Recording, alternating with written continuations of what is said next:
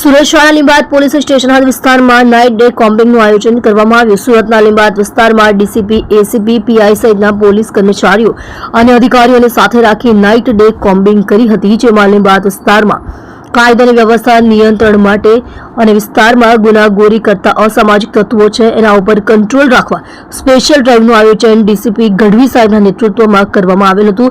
આ special combing 2024માં physical વાયલન્સના ગુનાઓમાં જોડાયેલા છે। આવા પ્રકારના આરોપીઓને શોધી તે લોકો હાલ શું પ્રવૃત્તિ કરી રહ્યા છે એ તપાસ કરી એના માટે અલગ અલગ ટીમો બનાવી હતી, જેમાં દરેક એક ટીમનું નેતૃત્વ પોલીસ સબ ઇન્સ્પેક્ટર દ્વારા કરવામાં આવ્યું હતું, જેમાં દરેક ટીમમાં મહિલા પોલીસ સહિત હાજર રહી હતી।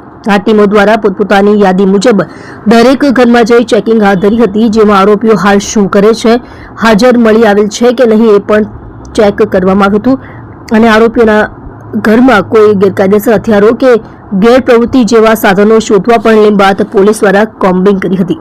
તમે જોઈ રહ્યા છો કેપી ન્યૂઝ ચેનલ રફીક શેખની સાથે। આજ રોજ લીંબાયત પોલીસ સ્ટેશન વિસ્તારમાં કાયદો અને વ્યવસ્થાને નિયંત્રણ માટે અને જે વિસ્તારમાં ગુનેગારી કરતા તત્વો છે એના ઉપર કંટ્રોલ રાખવા માટે એક સ્પેશિયલ ડ્રાઇવનું આયોજન કરવામાં આવ્યું છે। આ સ્પેશિયલ કોમ્બિંગમાં અમે 2024માં જે લોકો ફિઝિકલ વાયલન્સના ક્રાઇમમાં જોડાયેલા છે આ પ્રકારના આરોપીઓને શોધી અને તેઓ હાલમાં શું પ્રવૃત્તિ કરી રહ્યા છે એની તપાસ કરીએ છીએ। આ માટે અમે અલગ અલગ ટીમો બનાવી છે। આ દરેક ટીમનું નેતૃત્વ એક સબ ઇન્સ્પેક્ટર કરે છે। દરેક ટીમમાં મહિલા પોલીસ સહિતની અમારી ટીમ હાજર છે।